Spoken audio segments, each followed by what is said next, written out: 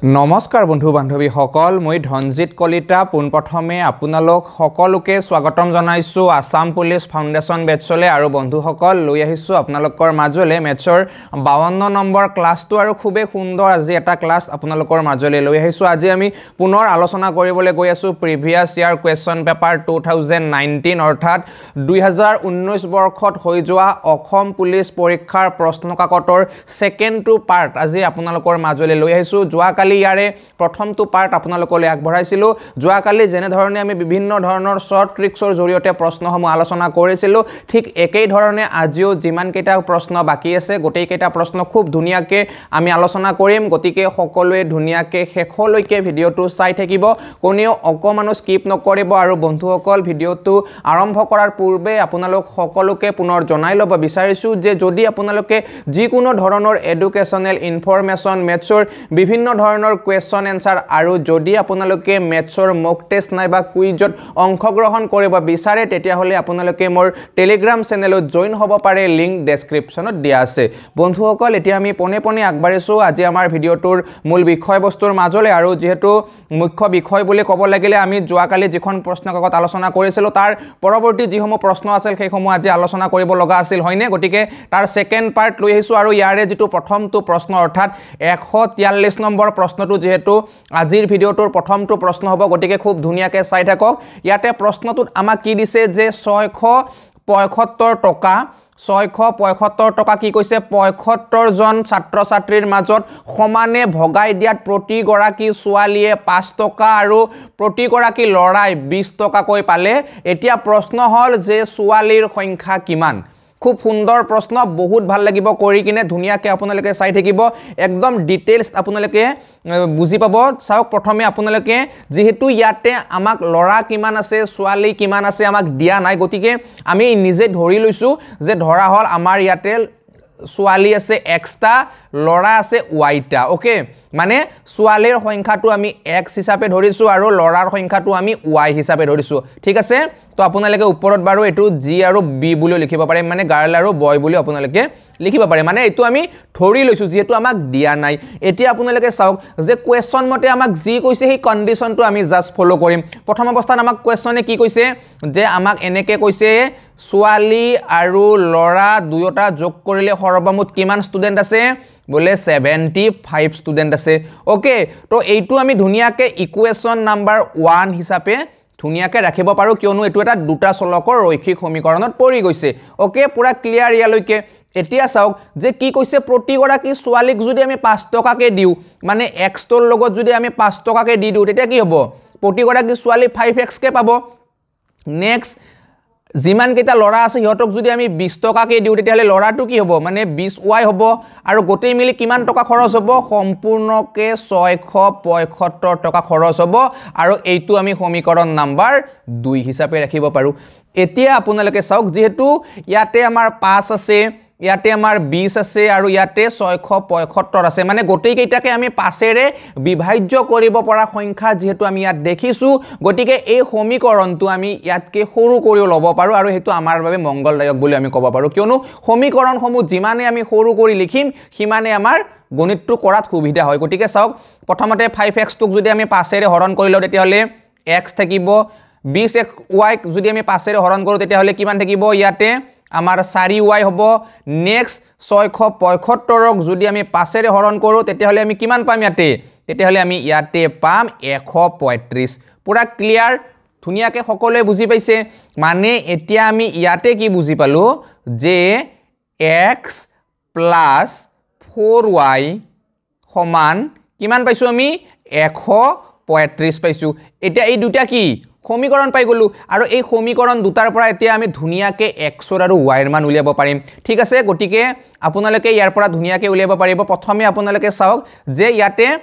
x আৰু x আছে গতিকে এটা কাম কৰক এই x দুটা আপোনালোকে প্ৰথমতে নাইকিয়া কৰি লওকছো ধুনিয়া লাগিব আপোনালোকৰ চাওকছো যে যদি আপোনালোকে এই দুটা নাইকিয়া কৰি লয় তেতিয়া হলে আপোনালোকে y ৰ মান উলিয়াব পাৰিব আৰু যদি আপোনালোকে ভাবে যি বুলি এই দুটা নাইকিয়া নকৰো y দুটা নাইকিয়া কৰো তেতিয়া হলে আপোনালোকে ওপৰৰ y2ৰ লগত 4 পূৰণ দি xৰ লগত 4 পূৰণ দি 75ৰ লগত 4 পূৰণ দিব লাগিব হেতু অকমান আৰু দীঘলীয়া প্ৰসেস হ'ব গটিকে প্ৰথমে আপোনালোকে কি কৰক যে y ৰ মানটো উলিয়াই লওক আৰু y ৰ মান উলিয়াব লাগিলে আপোনালোকে সমীকৰণ দুটা ধুনিয়াকে বিয়োগ কৰিব লাগিব তো xৰ পৰা x গলে থাকিল 0 একো নাই এটা y ৰ পৰা 4টা y গলে থাকিল কেইটা বলে ইয়াতে থাকিল আমাৰ 3টা y ঠিক আছে বাকি 75ৰ পৰা 135 গলে আমাৰ কিমান থাকিব বলে ইয়াতে আমাৰ থাকিব -60 গটিকে এই পিনৰ মাইনাস ধুনিয়াকে কাটি দিছো 3টা y তার মানে আমি গম পাইছো 60 তো এটা y মানে কিমান হ'ব 3টা y মানে যদি 60 হয় এটা y মানে 20 নহব বলে এটা y মানে 20 হ'ব এতিয়া y কাৰ মান আছিলে বলে y আছিলে আমাৰ কাৰ বলে লৰাৰ সংখ্যা গটিকে আমি পালো লৰাৰ সংখ্যা উলিয়াব দিছিল কাৰ বলে ছোৱালীৰ সংখ্যা পালো লৰাৰ সংখ্যা গটিকে কি আমাৰটো এটো উত্তৰটো শুদ্ধ নহল হয় না গটিকে আমি কি কৰিব লাগিব এতিয়া বলে যেহেতু আমি লৰাৰ সংখ্যাটো এতিয়া গম পাই গলো তেতিয়া আমি ছোৱালী নিজে গম পাই যাম কাৰণ কিয় বলে লৰা আৰু ছোৱালী দুয়োটা মিলি কিমান হ'ব বুলি কৈছিলে বলে লৰা ছোৱালী দুয়োটা মিলি 75টা হ'ব লাগিব তো তাৰ ভিতৰত যদি লৰা 20টা হয় বাকি গোটেই মেখাটো ছোৱালীয়ে হ'ব গটিকে 75ৰ পৰা 20 আপোনালোকে মাইনাস কৰি দক xৰ মান ওলাই যাব মানে ছোৱালী কিমানটা পালো ছোৱালী আমি পালো ইয়াতে 55টা পুৰা ক্লিয়াৰ কে বুঝি পাইছেনে আপোনালোকে একদম ডিটেইলস ধুনিয়াকে বুজাই দিছো আৰু মই আশা কৰিছো আপোনালোকে সকলে ধুনিয়াকে বুজিও পাইছে বি নম্বৰ অপচন হ'ব ইয়াতে শুদ্ধ উত্তৰ আৰু ইয়াৰ পিছৰ প্ৰশ্নটোলে আপোনালোকে ধুনিয়াকে মন কৰক খুব সুন্দৰ প্ৰশ্ন আছিলে আৰু এইবাৰো এনেকুৱা ধৰণৰ প্ৰশ্ন অহাৰ বহুত সম্ভাৱনা আছে সাৰ্টেন ডিসটেন্সৰ কোৱেশ্চন মানে নিৰ্দিষ্ট দূৰত্ব থাকিলে আমি হেইবোৰ গণিত কেনেকে কৰিম ধুনিয়াকে বুজাই দিছো চাওক যে দুজন ব্যক্তিয়ে এটা নিৰ্দিষ্ট দূৰত্বৰ পৰা একেলগে খোজকাঢ়ি যাত্ৰা আৰম্ভ কৰিলে এজনে ঘন্টাত 4 কিলোমিটাৰ আৰু আনজনে 3 কিলোমিটাৰ বেগেৰে আহিল আগৰ জনতকৈ পিছৰজন আধা ঘন্টা পিছত আহি পালে প্ৰশ্ন হল দূৰত্ব কিমান মানে কোৱেশ্চনটো একদম ধুনিয়াকে আপোনালোকে বুজিব মই ধুনিয়াকে বুজাই দি আছো যে এটা নিৰ্দিষ্ট দূৰত্ব মানে a পইণ্টৰ পৰা b পইণ্টলৈকে এটা নিৰ্দিষ্ট দূৰত্ব আৰু এই দূৰত্বখিনি কোনে এই দূৰত্বখিনি a আৰু b দুয়ো কি কৰিছে বলে দুয়ো খুজকাঢ়ি কিনে আহিছে তো এৰ যেটো স্পিড এটো কিমান বলে এৰ স্পিডটো আছে 4 কিলোমিটাৰ প্ৰতি ঘণ্টাত ঠিক আছে আৰু বিৰ স্পিড কিমান বলে 3 কিলোমিটাৰ প্ৰতি ঘণ্টাত গটিকে যাৰ স্পিড বেছি হি তো আগতে গৈ পাব হয়নে নহয় যাই বেছি স্পিডত যাব হি আগতে গৈ কিনে গন্তব্য স্থান পাই যাব আৰু যাৰ স্পিডটো কম হি পিছত গৈ পাব গটিকে ইয়াতে আমাক কি কৈছে যে যাৰ স্পিড বেছি মানে আগৰ জনতকে পিছৰ জনে কিমান সময় পিছত গৈ পাইছে আধা ঘন্টা পিছত গৈ পাইছে মানে ইয়াতে যেটো টাইম ডিফারেন্স ঠিক আছে ইয়াতে যেটো টাইম ডিফারেন্স পাইছো আমি টাইম ডিফারেন্সটো কিমান পাইছো আমি আধা ঘন্টা পাইছো মানে 30 মিনিট পাইছো ঠিক আছে গটিকে আপোনালোকে এই 30 মিনিটটো ধুনিয়াকে ঘন্টা লৈকে প্ৰথমে কনভাৰ্ট কৰি লওক কিয়নো যেহেতু বাকি বিলাক একক ইয়াতে কিলোমিটাৰ ঘন্টা আছে গটিকে এটো মিনিট থাকিলে নহব গটিকে এটো আপোনালোকে ধুনিয়াকে প্ৰথমে ঘন্টাত কনভাৰ্ট কৰি লওক যে আধা ঘন্টা আমাৰ হৈ গল ঠিক আছে মানে 30 মিনিট তো আমি কি কক লৈ ললো ডাইৰেক্টলি আমি আধা ঘন্টা হিচাপে কৰি ললো এতিয়া মই আপোনালোকক আগতে ধুনিয়াকে বুজাই দিছিলো যে যেতিয়া এই দূৰত্বটো এটা নিৰ্দিষ্ট দূৰত্ব হ'ব আৰু ইয়াতে যদি আপোনালোকক টাইম ডিফাৰেন্সটো দিয়া থাকে মানে সময়ৰ পাৰ্থক্য দিয়া থাকে তেতিয়াহলে আপোনালোকে একদম ধুনিয়া এটা ফৰ্মুলা ইয়াতে ইউজ কৰিব লাগে যদি দূৰত্ব উলিয়াব লাগে তেতিয়া মানে ডিসটেন্স ইকুৱেল কি আছিল বলে ডিসটেন্স ইকুৱেল আছিল আমাৰ x into y মানে speed 1 into speed 2 তলত আমি কৰিব লগা আছিল বলে speed 1 minus speed 2 মানে x minus y তাৰ লগত আমি পূৰণ কৰিব লগা আছিল কি বলে delta t মানে টাইমৰ যেটো ডিফাৰেন্স সেইটো গটিকে একদম ধুনিয়াকে এটা কৰিব পাৰিব ডিসটেন্স ইকুৱেল xy মানে কি মানে স্পিড দুটা তো 4 3 গুণ কিমান হ'ব বলে 12 হ'ব তলত কি আছে বলে x minus y মানে 4 ৰ পৰা 3 গলে কিমান থাকিব 1 থাকিব গটিকে ইয়াৰ লগত আমি পূৰণ কৰিব লাগিব কিমান ডেল্টা টি তো ডেল্টা টিৰ মান কিমান পাইছো আমি বলে হাফ পাইছো এতিয়া ধুনিয়াকে আপোনালোকে এটো উত্তৰ উলিয়াব পাৰিবনে মানে চাওক এই দুইটোৰে 12 টক কাটিলো 6 বাৰ এতিয়া তলত কি আছে বলে তলত আছে আমাৰ 1 তো জেনাৰেলি সব সংখ্যাতে থাকে হয়নে গটিকে ওপৰত 6 গুণ কিমান বলে 6 তো 6 পাই গলো আমি ইয়াৰে শুদ্ধ উত্তৰ অৰ্থাৎ যেটো মানে দূৰত্ব হে দূৰত্বটো আমি কিমান পালো 6 কিলোমিটাৰ পালো পুৰা ক্লিয়াৰ আপোনালোকৰ সকলোৰে ক্লিয়াৰ মনত ৰাখিব আপোনালোকে দূৰত্ব যেতিয়া নিৰ্দিষ্ট হয় তেতিয়া তাৰ যদি আমি মানে দূৰত্বটো উলিয়াব লাগে তেতিয়া হলে তাত আমি স্পিড 1 ইনটু স্পিড 2 হৰণ কৰিব লাগিব স্পিড 1 মাইনাস স্পিড 2 ৰে ঠিক আছে আৰু তাৰ লগত পূৰণ কৰিব লাগিব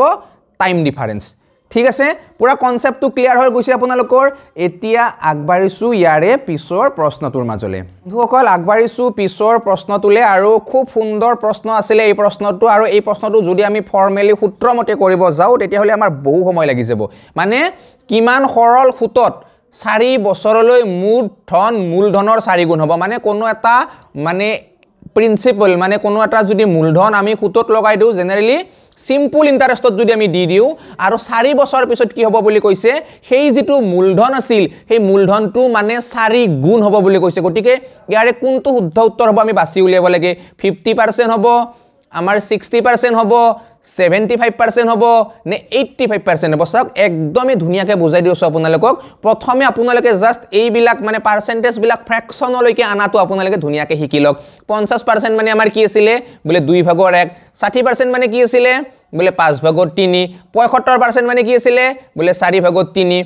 80% মানে কি আছিল বলে 5/4 তো এনেকুৱাকে আমি ধুনিয়াকে বস্তুখিনি মানে পাৰ্সেন্টেজ খিনি ফ্ৰ্যাকশনলৈকে আনি লৈছো এতিয়া আমি ইয়াতে কি বুজিছো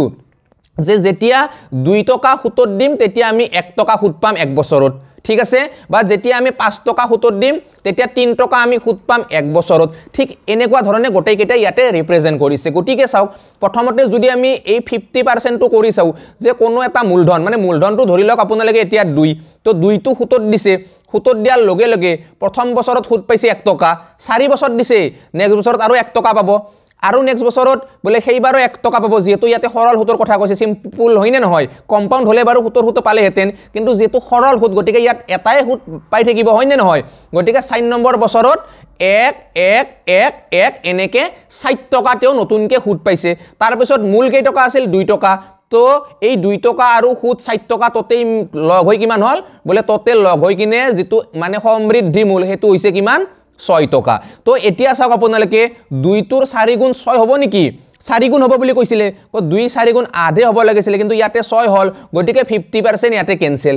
বুজি পাইছেনে কনসেপ্টটো নেক্সট আপোনালোকে এবাৰ এইটো চাওক যে এইটোত মূলধনটো কিমান হ'ব বলে মূলধনটো এবাৰ আমি 5 ধৰিব লাগিব তো 5 ধৰাৰ লগে লগে প্ৰথম বছৰত কেই টকা সুত পাব বলে 3 টকা নেক্সট বছৰত কিমান পাব বলে 3 টকা তাৰ নেক্সট বছৰ কেই টকা হ'ব বলে 3 টকা তাৰ নেক্সট বছৰ কেই টকা হ'ব বলে 3 টকা এতিয়া 3 3 3 3 12 টকা মূল যেটো মূলধন আছিল হেতু 5 টকা 12 আছে কিমান বলে 17 টকা তেও পালে ইপিনে আছে 5 4 গুণ কিমান হ'ব লাগিছিল বলে 20 হ'ব লাগিছিল হল 17 গটিকে ক্যান্সেল এইটোও নহয় হয়নে নহয় গটিকে আমি নেক্সট এইটো যেতিয়া ক্যান্সেল কৰিলে এবাৰ আমি এইটো পৰীক্ষা কৰি চাম যদি 75 হয় তেতিয়া হলে কি আছিল বলে মূলধনটো যদি এবাৰ 4 হয় তেতিয়া হলে 4 3 সুত পাব মানে প্ৰথম বছৰত 3 সুত পালে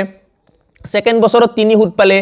3 নম্বৰ বছৰতো 3 সুত পালে 4 নম্বৰ বছৰতো 3 সুত পালে গটিকে 3 3 3 3 12 সুত পালে ইবিগে মূলধন আছিল 4 গটিকে 12 4 কিমান হ'ব বলে 16 হ'ব সুতে মূলে সমৃদ্ধি মূল 4 বছৰ পিছত গটিকে 4 ৰ 16 টো 4 গুণ হয়নে বলে হয় মানে এতিয়া আমি গম পাই গলো যে যি কোনো মূলধন যেতিয়া 75% লগাই দিব তাৰ সুতটো তেতিয়া 4 বছৰ পিছত হি 4 গুণ হ'ব মূলধনৰ ঠিক আছে মানে 4 4 গুণ 16 গটিকে আমি শুদ্ধ উত্তৰ পাই গলো কিমান বলে 75% টু আৰু এইটো যদি আপোনালোকে ডাইৰেক্ট জেনাৰেলি প্ৰসেস মতে কৰিব যায় তেতিয়া হলে আপোনালোকৰ মানে মনটো ৰাখিব লাগিব সূত্ৰসমূহ লগতে সময়ও বেছিকে যাব কিন্তু ইয়াতে মই ভাবো যে আপোনালোকৰ সময়টো কমত যাব আৰু কি ঠিক 75 টো যদি কেতিয়াবা প্ৰথমতে থাকে তেতিয়া হলে তো একদম কম সময়তে হৈ গল আপোনালোকৰ হয়নে নহয় গটিকে এইবাৰ চাওক ইয়াৰে পিছৰ প্ৰশ্নটো আৰু এই প্ৰশ্নটো একচুয়ালি মই কৰি দিছিলো যেতিয়া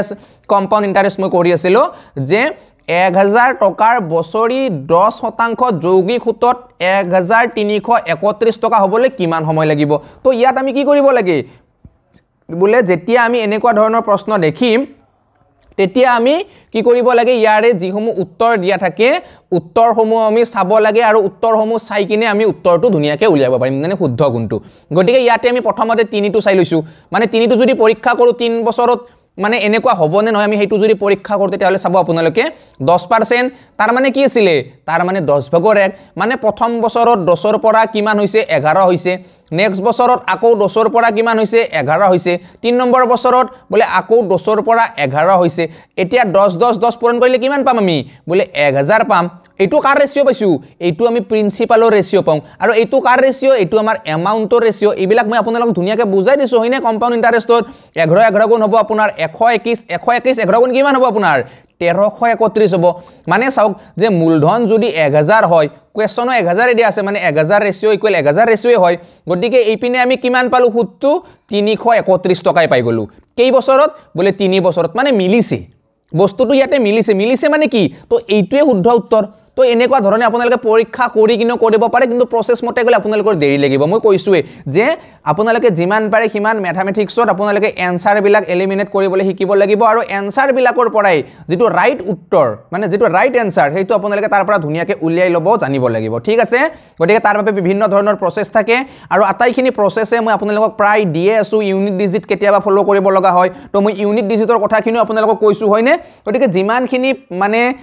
আছে এনেকুৱা ধৰণৰ মই জনাত মানে বুদ্ধি বা পদ্ধতি মই গোটেইখিনি আপোনালোকক ধুনিয়াকে কৈ আছো আৰু আপোনালোকে কেৱল মাত্ৰ ভালকে ফলো কৰি থাকক জ্ঞানজ্যোতিক দেখিব আপোনালোকৰ মেথছৰ স্কিল কৰবাৰ পৰা কৰবালৈকে গুছি যাব ঠিক আছে তো এইবাৰ চাওক পিছৰ প্ৰশ্নটো খুব সুন্দৰ প্ৰশ্ন এইবাৰো এনেকুৱা ধৰণৰ প্ৰশ্ন এটা আহিবই যে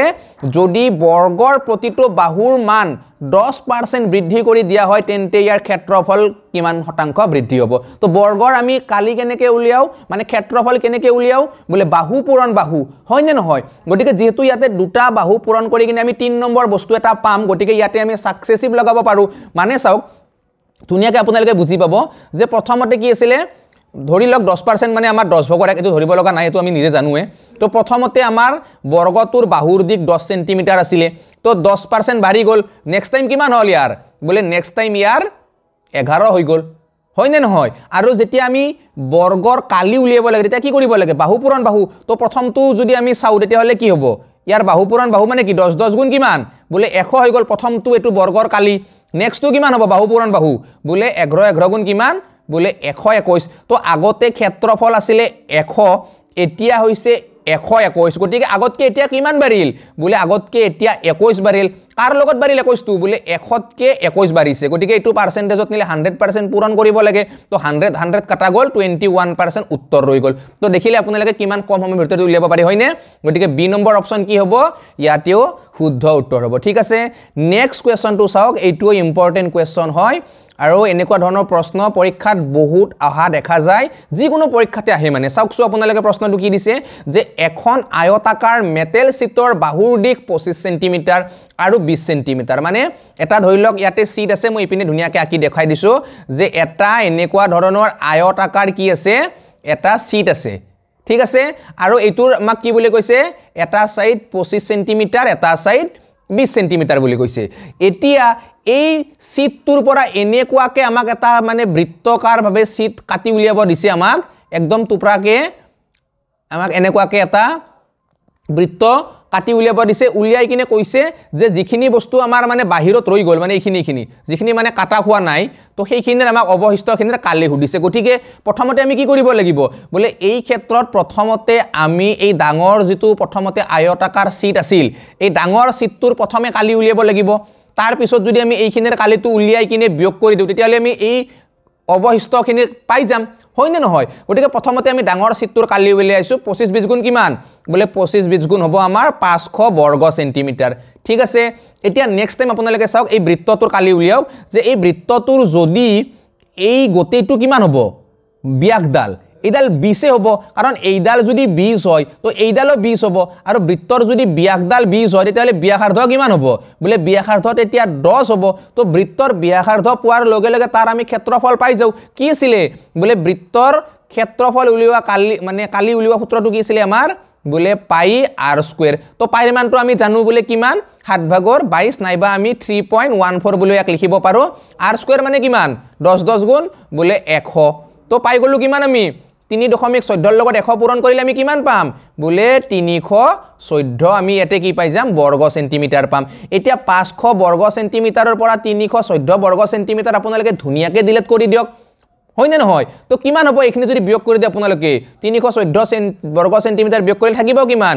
186 বৰ্গ সেন্টিমিটাৰ থাকিব অৰ্থাৎ ইয়াতে যেটো এ নম্বৰ অপচন আছে এইটো শুদ্ধ উত্তৰ পুৰা ক্লিয়াৰকৈ আপোনালোকে বুজি পাইছে মই আশা কৰিছোঁ আপোনালোকে সকলোৱে ধুনীয়াকৈ বুজি পাইছে আৰু আছে পিছত প্ৰশ্ন মানে যিকেইটা প্ৰশ্ন আছিলে গোটেইকেইটা আজিৰ ভিডিঅ'ত লোৱা হৈছে গতিকে গোটেইকেইটা ধুনীয়াকৈ চাওক আৰু পৰৱৰ্তী সময়ত পুনৰ আপোনালোকলৈ মানে বিগত সময়ছোৱাত হৈ যোৱা প্ৰশ্নসমূহৰ মানে উত্তৰসমূহ মই ধুনীয়াকৈ ভিডিঅ'ৰ যোগেদি আগবঢ়াই থাকিম যদি আপোনালোকৰ হাততো কিবা যিকোনো ধৰণৰ যদি প্ৰশ্ন কাকত আছে পুলিচ ৰিলেটেড হওক নাইবা বেলেগ কিবা পৰীক্ষাৰ যদি প্ৰশ্ন কাকত আছে তেতিয়াহ'লে আপোনালোকে মোলে কমেণ্ট কৰিয়ে হওক নাইবা মোলে আপোনালোকে ডাইৰেক্টলি হোৱাটছএপতো পঠাব পাৰে ইনষ্টাগ্ৰামতো পঠাব পাৰে নাইবা আপোনালোকে ফেচবুক পেজতো পঠাব পাৰে গোটেইৰে লিংক ডেছক্ৰিপশ্যনত দিয়া আছে ঠিক আছে গতিকে আপোনালোকে মোলে পঠাব প্ৰশ্নসমূহ মই ধুনীয়াকৈ আপোনালোকক সমাধান কৰি দি থাকিম আৰু এইবাৰ আমি আগবাঢ়িছোঁ ইয়াৰে পিছৰ প্ৰশ্নটোৰ মাজলৈ আৰু খুব গুৰুত্বপূৰ্ণ টপিকৰ পৰা এই প্ৰশ্নটো দিয়া হৈছিলে মানে কেপাচিটি ভলিউমৰ কুৱেশ্যন হয় যে এটা আয়তাকাৰ টেংকৰ দিগ আৰু প্ৰস্থ আমাক কি কৈছে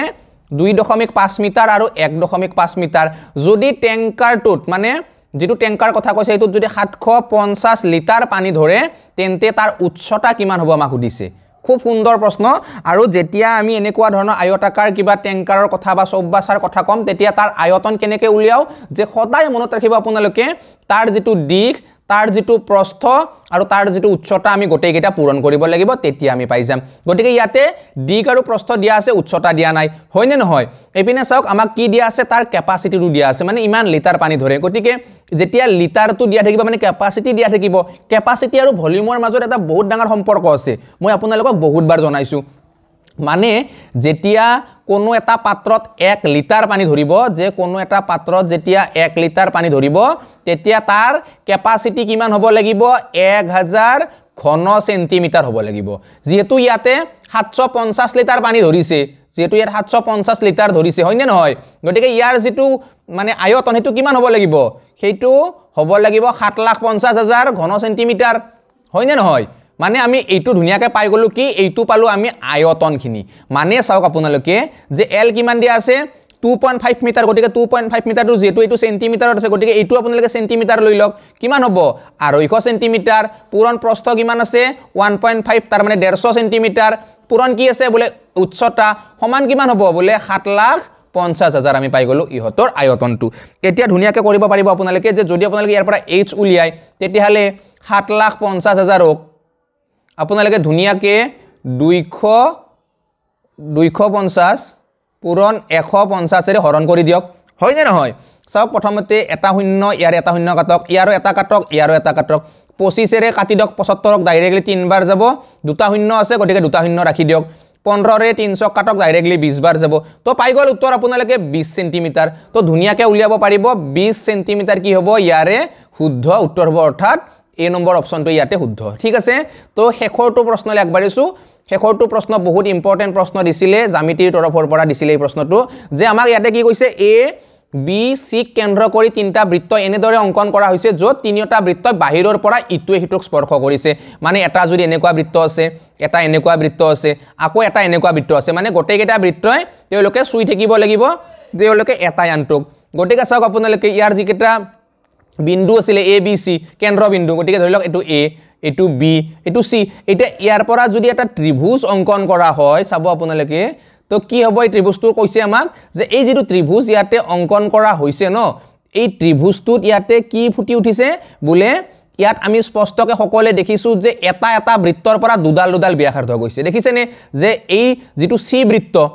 বৃত্তৰ পৰাও ইয়াতে দুডাল ব্যাসাৰ্ধ গৈছে বি বৃত্তটোৰ পৰাও ইয়াতে দুডাল ব্যাসাৰ্ধ আহিছে এ বৃত্তটোৰ পৰাও ইয়াতে দুডাল ব্যাসাৰ্ধ আহিছে অৰ্থাৎ এই যিকেইডাল বাহুকেইডালৰ যেটো মানে জোখ এই বাহুকেইডালৰ জোখত ব্যাসাৰ্ধ কি হৈ আছে তিনটা বৃত্তৰ 6ডাল ব্যাসাৰ্ধ হৈ আছে মানে গোটেইকেইডাল বাহুৰ যেটো জোখ হ'ব ইয়াত ব্যাসাৰ্ধ কেইডাল মানে ডাবল হৈছে গটিকে আমাক সুধিছে গোটেইকেইডাল ব্যাসাৰ্ধৰ যোগফলটো কিমান হ'ব গটিকে চাওক গোটেইকেইটাৰে ব্যাসাৰ্ধ মানে কিমান এই একসিঙা এটোৰ ব্যাসাৰ্ধ হ'ব এটোৰ এটা ব্যাসাৰ্ধ হ'ব বা এটোৰ এটা ব্যাসাৰ্ধ হ'ব হয়নে গটিকে এই ক্ষেত্ৰত আপোনালোকে কি কৰক বাহুকেইডাল যোগ কৰি দিয়ক বলে 4 যোগ 6 যোগ 8 যেটো বাহুকেইডাল এনেকুৱা কিমান হ'ব 4 6 10 8 18 এইকেইটা কি এইকেইটা হৈছে বাহু গোটেইকেইটা বাহুৰ যোগফলটো আৰু ইয়াৰ ব্যাসাৰ্ধ কি আছিল আধাহে আছিল মানে যেহেতু এটা দুটা দুটাকে ব্যাসাৰ্ধ ঘুমাই আছে গটিকে ইয়াৰ সমানে আধা হ'ব মানে এটোক আমি 2 ৰে হৰণ কৰিব লাগিব গটিকে উত্তৰটো আমি কিমান পাম এতিয়া ইয়াতে আমি উত্তৰটো পাম কিমান 9 সেন্টিমিটাৰ ঠিক আছে